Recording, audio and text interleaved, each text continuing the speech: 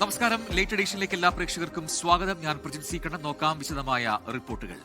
K റെയിലിന് പകരം തിരുവനന്തപുരം മുതൽ കാസർഗോഡ് വരെ അതിവേഗ റെയിൽ പദ്ധതിയുമായി വീണ്ടും സംസ്ഥാന സർക്കാർ 583 കിലോമീറ്റർ നീളത്തിൽ റീജിയണൽ റാപ്പിഡ് ട്രാൻസിറ്റ് സിസ്റ്റം പദ്ധതി നടപ്പിലാക്കാൻ മന്ത്രിസഭാ യോഗം തത്വത്തിൽ അംഗീകാരം നൽകി. പദ്ധതിക്കായി സംസ്ഥാനത്തിന്റെ താൽപര്യം അറിയിച്ച് കേന്ദ്ര സർക്കാരിന് കത്തയക്കും. ഡൽഹി മീററ്റ് RRTS കോറിഡോർ മാതൃകയിലാകും കേരളത്തിലും പദ്ധതി നടപ്പിലാക്കുക. വയനാട് മുണ്ടക്കൈ ചൂരൽമല ദുരന്തബാധിതരുടെ വായ്പകൾ സർക്കാർ ഏറ്റെടുക്കും. 555 പേരുടെ 1620 ലോണുകളാണ് സർക്കാർ ഏറ്റെടുക്കുന്നതെന്ന് റവന്യൂ മന്ത്രി കെ രാജൻ പറഞ്ഞു. 18.25 കോടി രൂപ മുഖ്യമന്ത്രിയുടെ ദുരിതാശ്വാസ നിധിയിൽ നിന്ന് നൽകും. വയനാട് മുണ്ടക്കൈ ചൂരൽമലയിലെ 555 പേരുടെ 1620 വായ്പകളാണ് സർക്കാർ ഏറ്റെടുക്കുന്നത്. ഇന്ന് ചേർന്ന മന്ത്രിസഭാ യോഗത്തിലാണ് നിർണായക തീരുമാനം. 18.75 കോടി രൂപയുടെ വായ്പയാണ് സർക്കാർ ഏറ്റെടുക്കുന്നത്. നിരവധി തവണ ദുരന്തബാധിതരുടെ ബാങ്ക് വായ്പകൾ എഴുതിത്തള്ളുന്നതുമായി ബന്ധപ്പെട്ട് കേന്ദ്ര സർക്കാരിനെ സംസ്ഥാന സർക്കാർ സമീപിച്ചിരുന്നു. പക്ഷേ സഹായമുണ്ടായില്ല. തുടർന്നാണ് സംസ്ഥാന സർക്കാരിന്റെ ഇടപെടൽ. ആ പണം പൂർണ്ണമായിട്ടും സർക്കാർ മുഖ്യമന്ത്രിയുടെ ദുരിതാശ്വാസ നിധിയിൽ നിന്ന് അനുവദിച്ചുകൊണ്ട് വയനാട് ചൂരൽമല ദുരന്തത്തിന്റെ ദുരന്തബാധിതരായിട്ടുള്ള മുഴുവൻ പേരുടെയും വായ്പയുമായി ബന്ധപ്പെട്ട കടങ്ങൾ സർക്കാർ ഏറ്റെടുക്കുകയാണ്. നേരത്തെ കേരള ബാങ്ക് എഴുതിത്തള്ളിയ 93.01 ലക്ഷം രൂപ ഇതിൽ ഉൾപ്പെടും. അർഹരെ പട്ടികയിൽ ഉൾപ്പെടുത്തുവാൻ ചീഫ് സെക്രട്ടറി അധ്യക്ഷനായ സമിതിയെ നിയോഗിച്ചിട്ടുണ്ട്. ഇതുമായി ബന്ധപ്പെട്ട പരാതികളെല്ലാം ആ സമിതിയെ അറിയിക്കാം. ബാങ്ക് വായ്പ എഴുതിത്തള്ളാൻ വ്യവസ്ഥയില്ലെന്ന് കാട്ടി കേന്ദ്ര സർക്കാർ ഹൈക്കോടതിയിൽ സത്യവാങ്മൂലം സമർപ്പിച്ചിരുന്നു. തുടർന്നാണ് സംസ്ഥാന സർക്കാരിന്റെ നിർണായക ഇടപെടൽ. 24 തിരുവനന്തപുരം. മൂട ഭൂമി അഴിമതി കേസിൽ കർണാടക മുഖ്യമന്ത്രി സിദ്ധരാമയ്യയ്ക്ക് ആശ്വാസം. സിദ്ധരാമയ്യയെ അന്വേഷണ പരിധിയിൽ നിന്ന് ഒഴിവാക്കിയ റിപ്പോർട്ട് ബംഗളൂരു പ്രത്യേക കോടതി അംഗീകരിച്ചു. മനീഷ് മൂർത്തി ചെന്നൈയിൽ നിന്ന് ചേരുന്ന കൂടുതൽ വിവരങ്ങളുമായി. ഏറെ വിവാദമായ ഒരു കേസാണ് മൂട ഭൂമി അഴിമതി കേസ്. ഇതുമായി ബന്ധപ്പെട്ടാണ് ഇപ്പോൾ ഏറ്റവും പ്രധാനപ്പെട്ട ഒരു തീരുമാനം കോടതിയിൽ നിന്നും ഉണ്ടായിരിക്കുന്നത്. അത് സിദ്ധരാമയ്യയ്ക്ക് വലിയ ആശ്വാസം നൽകുന്നതാണ്. എന്തൊക്കെയാണ് ഈ കോടതിയുടെ നിരീക്ഷണങ്ങൾ? പ്രജിൻ 56 കോടി രൂപയുടെ അഴിമതി നടത്തി, അതായത് ഭൂമി കൈമാറ്റ കേസിൽ 56 കോടി രൂപയുടെ അഴിമതി നടത്തി എന്നുള്ളതാണ് കേസ്. അതായത് കർണാടകയിലെ 14 ഇടങ്ങളിലെ ഭൂമി കൈമാറ്റമാണ്. അത് സിദ്ധരാമയ്യയുടെ ഭാര്യയുടെ പേരിൽ മാറ്റി നൽകി എന്നുള്ളതാണ് ഈ ഒരു BM പാർവതി, സിദ്ധരാമയ്യയുടെ ഭാര്യ BM പാർവതിയുടെ പേരിൽ മാറ്റി നൽകി എന്നുള്ളതാണ് ഈ കേസ്. എന്തായാലും ആ ഒരു കാര്യത്തിൽ, ആ ഒരു കേസിലാണ് ഇപ്പോൾ ഒരു ആശ്വാസം സിദ്ധരാമയ്യയ്ക്ക് ഉണ്ടായിരിക്കുന്നത്. ബംഗളൂരുവിലെ പ്രത്യേക കോടതിയാണ് ഈ ഒരു കേസിൽ ഇപ്പോൾ വിധി പറഞ്ഞിരിക്കുന്നത്. അത് നേരത്തെ ലോകായുക്ത പോലീസ് നൽകിയ റിപ്പോർട്ടുണ്ട്. അത് ഈ കേസുമായി ബന്ധപ്പെട്ട്, അല്ലെങ്കിൽ കേസിൽ സിദ്ധരാമയ്യക്കോ അല്ലെങ്കിൽ ഭാര്യ BM പാർവതിക്കോ ഈ കേസുമായി ബന്ധമില്ല എന്നുള്ള അർത്ഥത്തിൽ, അല്ലെങ്കിൽ അവരെ അന്വേഷണ പരിധിയിൽ നിന്ന് ഒഴിവാക്കണമെന്ന അർത്ഥത്തിൽ ഒരു റിപ്പോർട്ട് നൽകിയിരുന്നു. ഈ റിപ്പോർട്ട് എന്തായാലും ഇപ്പോൾ കോടതി അംഗീകരിച്ചിരിക്കുന്നു എന്നുള്ളതാണ് ഏറ്റവും പ്രധാനപ്പെട്ട കാര്യം. നിരവധി വിഷയങ്ങൾ കർണാടകയിലെ സർക്കാരുമായി ബന്ധപ്പെട്ടുണ്ട്. കാരണം ഉപമുഖ്യമന്ത്രി DK ശിവകുമാറുമായുള്ള പ്രശ്നങ്ങളുണ്ട്. മുഖ്യമന്ത്രി സ്ഥാനത്തെ ചൊല്ലിയുള്ള തർക്കങ്ങൾ അവിടെ നിലനിൽക്കുന്നു. ഈ പ്രശ്നങ്ങളെല്ലാം നിലനിൽക്കുമ്പോഴാണ് എന്തായാലും ഈ രീതിയിൽ ഒരു വിധി സിദ്ധരാമയ്യയ്ക്ക് അനുകൂലമായി വരുന്നത്. എന്തായാലും അത് വലിയ ആശ്വാസം തന്നെയാണ് സിദ്ധരാമയ്യയെ സംബന്ധിച്ച്. കാരണം 56 കോടി രൂപയുടെ അഴിമതിയാണ്. 14 ഇടങ്ങളിലെ ഭൂമി കൈമാറ്റവുമായി ബന്ധപ്പെട്ടുള്ള ഒരു അഴിമതി കേസായിരുന്നു ഇത്. അതിലെന്തായാലും ഇപ്പോൾ ലോകായുക്ത പോലീസ് നൽകിയ ഒരു റിപ്പോർട്ടുണ്ട്. ആ റിപ്പോർട്ട് എന്തായാലും ഇപ്പോൾ ബംഗളൂരു പ്രത്യേക കോടതി അംഗീകരിച്ചിരിക്കുന്നു. പക്ഷെ ED ഇതുമായി ബന്ധപ്പെട്ടൊരു അന്വേഷണം നടത്തുന്നുണ്ട്. ആ കേസ് ഇപ്പോൾ നിലവിലുണ്ട് താനും. അതാണ് നിലവിലുള്ള ഈ ഒരു കേസിന്റെ അവസ്ഥ എന്ന് പറയുന്നത്. മനീഷ് മൂർത്തിയാണ് ചെന്നൈയിൽ നിന്ന് വിശദാംശങ്ങൾ നൽകിയത്. അജിത് പവാറിന് ദാരുണാന്ത്യം.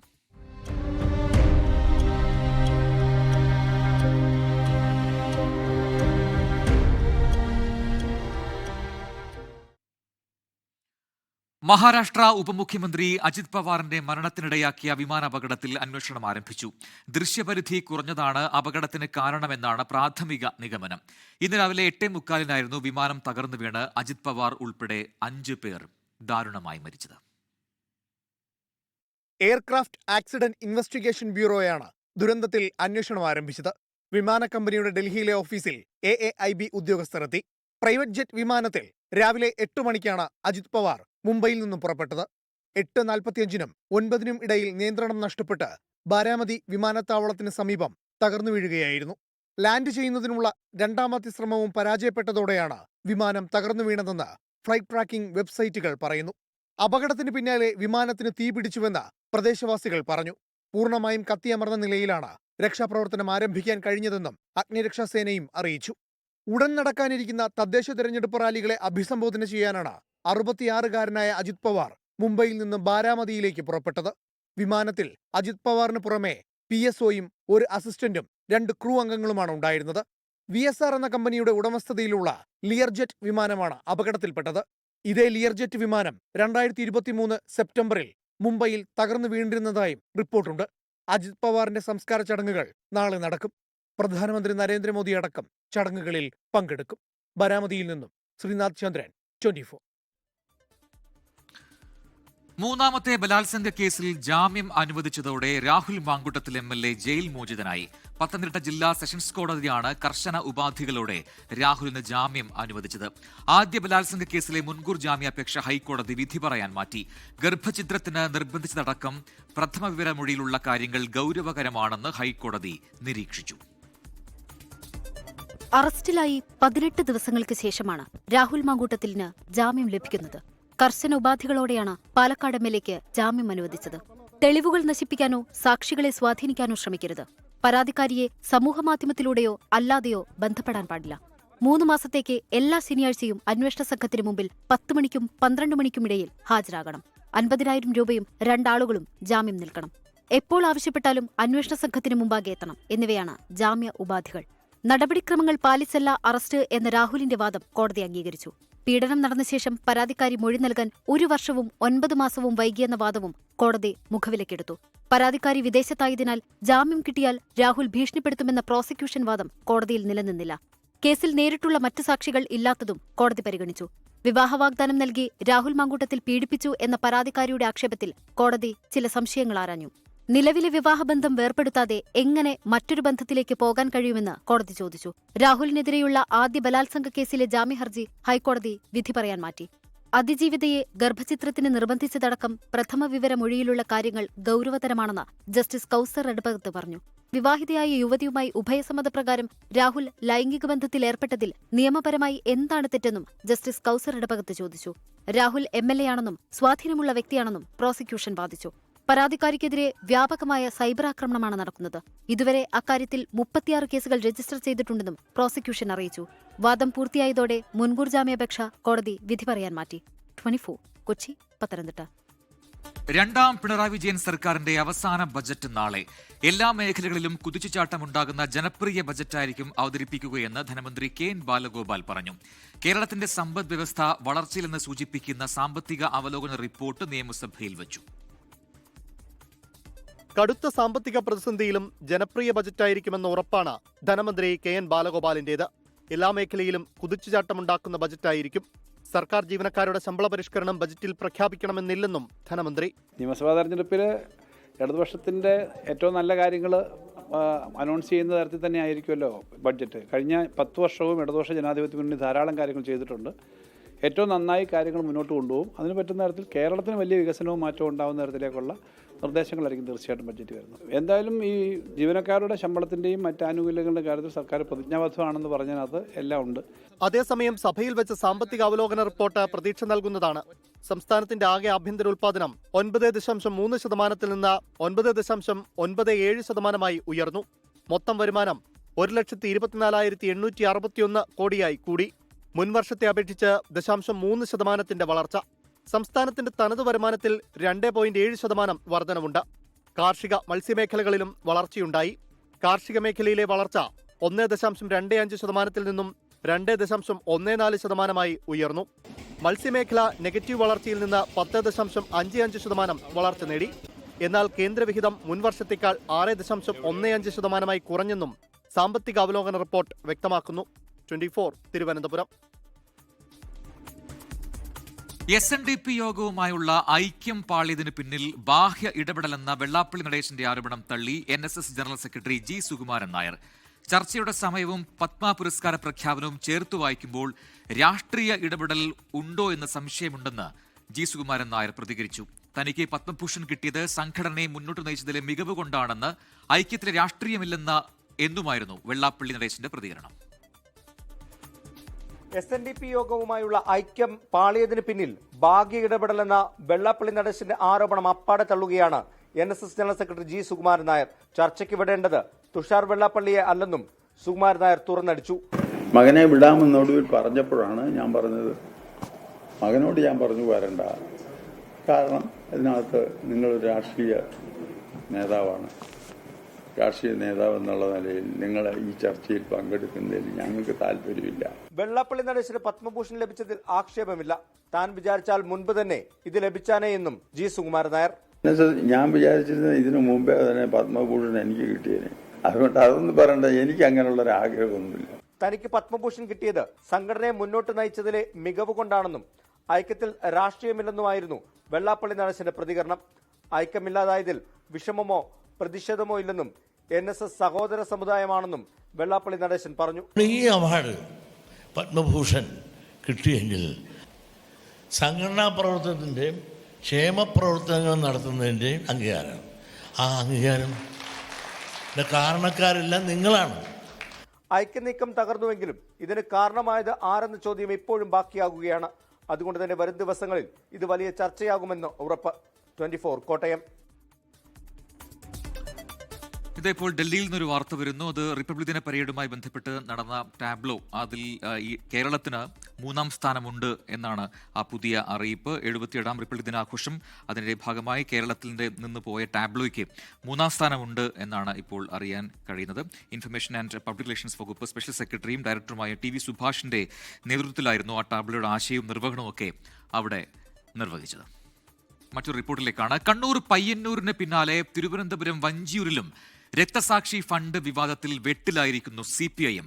വഞ്ചിയൂർ വിഷ്ണു രക്തസാക്ഷി ഫണ്ടിൽ തട്ടിപ്പ് നടത്തിയതിന് നടപടി നേരിട്ട നേതാവിനെ മന്ത്രി വി ശിവൻകുട്ടി സംരക്ഷിക്കുന്നു എന്നാണ് ആരോപണം. വിഷ്ണുവിന്റെ സഹോദരനാണ് ആക്ഷേപവുമായി രംഗത്തെത്തിയത്. ആരോപണം CPIM നേതൃത്വം നിഷേധിച്ചു.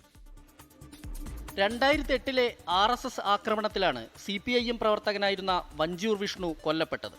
വിഷ്ണു രക്തസാക്ഷി ഫണ്ടിലേക്ക് 10 ലക്ഷം രൂപ CPIM പിരിച്ചെങ്കിലും 5 ലക്ഷം മാത്രം കുടുംബത്തിന് നൽകി. അവശേഷിച്ച 5 ലക്ഷം രൂപയിൽ വെട്ടിപ്പ് നടന്നെന്ന് കണ്ടെത്തിയതിനെ തുടർന്ന് വഞ്ചൂർ ലോക്കൽ സെക്രട്ടറിയായിരുന്ന രവീന്ദ്രനെ CPIM നേതൃത്വം ഇടപെട്ട് പാർട്ടിയിൽ തരം താഴ്ത്തിയിരുന്നു. എന്നാൽ രവീന്ദ്രനെ മന്ത്രി വി ശിവൻകുട്ടി ഇടപെട്ട് CITU ജില്ലാ സെക്രട്ടറിയാക്കിയതിനെതിരെയാണിപ്പോൾ വിഷ്ണുവിന്റെ സഹോദരൻ വിനോദ് രംഗത്ത് വന്നിരിക്കുന്നത്. നമ്മുടെ ശിവൻകുട്ടി വിദ്യാഭ്യാസ വകുപ്പ് മന്ത്രിയാണ്. അപ്പോൾ അദ്ദേഹം അത് ശക്തമായി സപ്പോർട്ട് ചെയ്തുകൊണ്ട് മാത്രമാണ് അയാളെ അങ്ങനെ നിലനിർത്താൻ പറ്റിയത്. അത് കഴിഞ്ഞിട്ട് CITUവിൻ്റെ ഇതിനൊന്നും വരാൻ പറ്റാത്തതുകൊണ്ട്, ഏരിയ കമ്മിറ്റിയിലും ലോക്കൽ കമ്മിറ്റിയിലൊന്നും കൊണ്ടുവരാൻ കഴിയാത്തതുകൊണ്ട് CITUവിൻ്റെ ജില്ലാ സെക്രട്ടറി ആക്കിക്കൊണ്ട്, ഹെഡ്ലോഡ് വിഭാഗത്തിൻ്റെ ജില്ലാ സെക്രട്ടറി ആക്കിക്കൊണ്ട് തീരുമാനം വന്നു. വിനോദിന്റെ ആരോപണം അടിസ്ഥാനരഹിതമാണെന്ന് CPIM ജില്ലാ സെക്രട്ടറി വി ജോയ് വ്യക്തമാക്കി. അല്ലാതെ ഈ പണം എടുത്തുകൊണ്ട് പോയി ചെലവഴിച്ചു അല്ലെങ്കിൽ മറ്റെന്തെങ്കിലും സ്വകാര്യ ആവശ്യങ്ങൾക്ക് ഉപയോഗിച്ചു എന്നതല്ല. നമ്മൾ കേസ് നടത്താൻ വേണ്ടി ഇട്ടിരുന്ന പണം പാർട്ടി കമ്മിറ്റികൾ ചർച്ച ചെയ്യാതെ ചില പർട്ടിക്കുലർ അഡ്വക്കേറ്റന്മാർക്ക് ആ പണം കൈമാറി എന്നുള്ളതാണ് അതിനെ സംബന്ധിച്ചുള്ള കാര്യം. പാർട്ടി വിടാനാണ് CPIM ജില്ലാ കമ്മിറ്റി ഓഫീസ് ബ്രാഞ്ച് അംഗവും വിഷ്ണുവിന്റെ സഹോദരനുമായ വിനോദിന്റെ തീരുമാനം. എസ് വിനേഷ് കുമാർ, 24, തിരുവനന്തപുരം. തിരുവനന്തപുരം വിളപ്പിൽശാല സർക്കാർ ആശുപത്രിയിൽ ചികിത്സാ നിഷേധത്തെ തുടർന്ന് രോഗി മരിച്ചെന്ന 24 വാർത്ത ചർച്ച ചെയ്ത് നിയമസഭ. ആരോഗ്യ കേരളം വെന്റിലേറ്ററിലെന്ന് അടിയന്തര പ്രമേയ ചർച്ചയിൽ സർക്കാരിനെതിരെ പ്രതിപക്ഷം ആഞ്ഞടിച്ചു. ചികിത്സാ നിഷേധ ആരോപണം ആരോഗ്യമന്ത്രി വീണ ജോർജ് തള്ളി. 2 പിഞ്ചു മക്കളുടെ അച്ഛനാണ്. ഒന്ന് തുറക്കൂ, ദയവായി രക്ഷിക്കൂ. കൂട്ടുകാരാ, ഞാൻ എലിവിലിൽപ്പെട്ട അവസ്ഥയിലാണ്. എനിക്ക് മരണം സംഭവിച്ചാൽ നീ എന്റെ ഈ ശബ്ദം പുറത്തുവിടണം. പ്രമേയം അവതരിപ്പിച്ച PC വിഷ്ണുനാഥ് വിളപ്പിൽശാലയിലെ ചികിത്സാ നിഷേധ പരാതി മുതൽ ആരോഗ്യമേഖലയിലെ വീഴ്ചകൾ എണ്ണിപ്പറഞ്ഞു. സർക്കാരിന് വീഴ്ചയുണ്ടാകുമ്പോൾ മന്ത്രിക്ക് ഉത്തരവാദിത്തമുണ്ടെന്നും മനസാക്ഷിയില്ലാത്ത സർക്കാരെന്നും പ്രതിപക്ഷ നേതാവ് VD സതീശൻ കുറ്റപ്പെടുത്തി. സിസ്റ്റം തകർന്നെന്ന് പറയുന്നത് കേരളത്തിലെ ഡോക്ടേഴ്സും രോഗികളുമാണ്. സിസ്റ്റം തകർന്നിരിക്കുകയാണെന്ന് ഡോക്ടർമാർ തന്നെയല്ലേ പറയുന്നത്, രോഗികളല്ലേ പറയുന്നത്. ചികിത്സാ നിഷേധാരോപണം ആരോഗ്യമന്ത്രി തള്ളി. ബിസ്മീറിന്റെ മരണത്തിൽ ആശുപത്രിക്ക് വീഴ്ചയുണ്ടായിട്ടില്ലെന്നും സാധ്യമായ ചികിത്സ ഏറ്റവും വേഗത്തിൽ നൽകിയെന്നും മന്ത്രി പറഞ്ഞു. ആരോഗ്യമേഖലയിലെ ജീവനക്കാരുടെ മനോവീര്യം തകർക്കരുതെന്നും പ്രതികരണം. ഇങ്ങനെയുള്ള പ്രചരണങ്ങൾ അവരുടെ മനോവീര്യം തകർക്കുന്നതിന് വേണ്ടി ഒരു കാരണവശാലും അത് ഇടയാക്കരുത് എന്നുള്ളത് പ്രത്യേകമായിട്ട് സർക്കാർ അതുകൂടി കാണുന്നുണ്ട്. സർ, UDF കാലത്തെ വീഴ്ചകൾ നിരത്തിയും പ്രതിപക്ഷത്തിന് വീണ ജോർജിന്റെ മറുപടി. സത്യഗ്രഹമിരിക്കുന്ന ഹർഷനയുടെ വിഷയത്തിൽ കത്രിക വയറിൽ കുടുങ്ങിയത് എപ്പോഴെന്ന് കണ്ടെത്താനായിട്ടില്ലെന്നായിരുന്നു ആരോഗ്യമന്ത്രിയുടെ മറുപടി. അടിയന്തര പ്രമേയ മറുപടിയിൽ തൃപ്തിയില്ലെന്നാരോപിച്ച് പ്രതിപക്ഷം സഭയിൽ നിന്ന് ഇറങ്ങിപ്പോയി. 24 തിരുവനന്തപുരം. കോഴിക്കോട് മെഡിക്കൽ കോളേജിൽ ശസ്ത്രക്രിയയ്ക്കിടെ വയറ്റിൽ കത്രിക കുടുങ്ങിയ ഹർഷിന വീണ്ടും സമരത്തിൽ. ആരോഗ്യമന്ത്രി വീണ ജോർജിന്റെ ഔദ്യോഗിക വസതിക്ക് മുന്നിൽ സത്യഗ്രഹ സമരം തുടങ്ങി. കോൺഗ്രസ് നേതാവ് രമേശ് ചെന്നിത്തല സമരം ഉദ്ഘാടനം ചെയ്തു. 2017 കോഴിക്കോട് മെഡിക്കൽ കോളേജിൽ പ്രസവ ശസ്ത്രക്രിയയ്ക്കിടെയാണ് ഹർഷിനയുടെ വയറിനകത്ത് കത്രിക മറന്നുവെച്ചത്. വയറുവേദന വിട്ടുമാറാതെ വന്നതോടെ 2022 നടത്തിയ സ്കാനിങ്ങിൽ കത്രിക കണ്ടെത്തി. ശസ്ത്രക്രിയയിലൂടെ കത്രിക പുറത്തെടുത്തെങ്കിലും ഹർഷിനയ്ക്ക് വയറുവേദനയിൽ നിന്ന് മോചനമുണ്ടായില്ല. തൻ്റെ ഈ അവസ്ഥയ്ക്ക് കാരണമായവർക്കെതിരെ നടപടി ആവശ്യപ്പെട്ട് കഴിഞ്ഞ 3 വർഷമായി ഹർഷിന സമരരംഗത്താണ്. ആരോഗ്യമന്ത്രി വാക്കുപാലിക്കാതെ വന്നതോടെയാണ് അവരുടെ വസതിക്ക് മുമ്പിൽ ഉപവാസം നടത്താൻ ഹർഷിന നിർബന്ധിതയായത്. രമേശ് ചെന്നിത്തല ഉപവാസ സമരം ഉദ്ഘാടനം ചെയ്തു.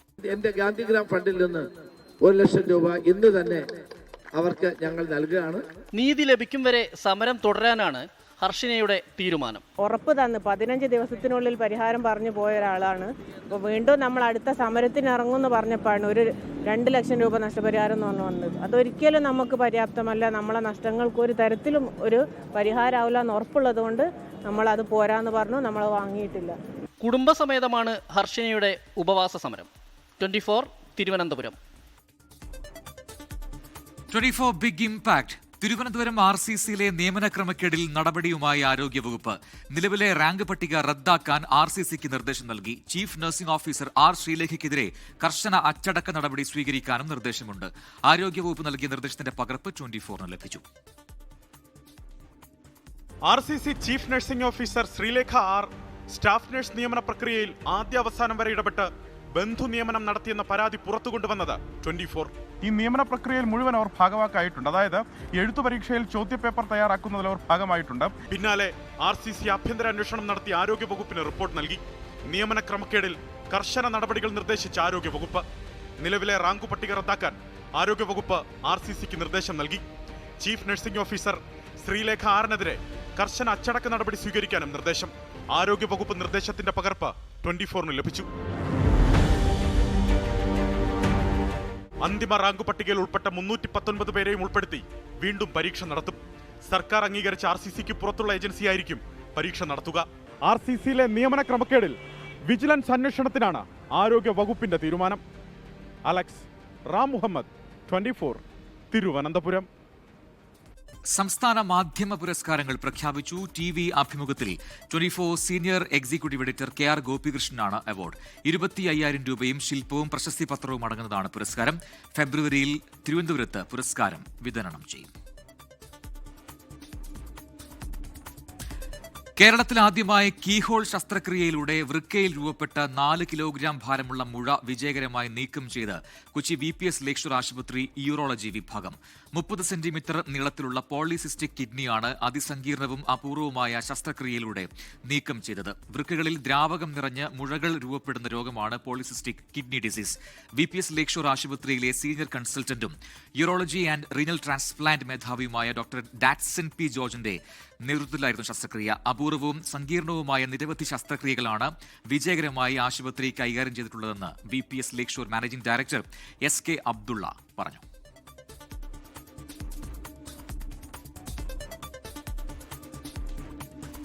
ഇതോടെ ലേറ്റ് എഡിഷൻ പൂർത്തിയാവുന്നു. Good night. ലോകത്തെവിടെയായാലും ഏത് സമയത്തും 24 വാർത്തകളും ഓഗ്മെന്റഡ് റിയാലിറ്റി പാക്കേജുകളും എക്സ്പ്ലെയിനറുകളും വിശദമായി കാണാൻ ഞങ്ങളുടെ YouTube ചാനൽ നിങ്ങൾക്ക് സബ്സ്ക്രൈബ് ചെയ്യാം.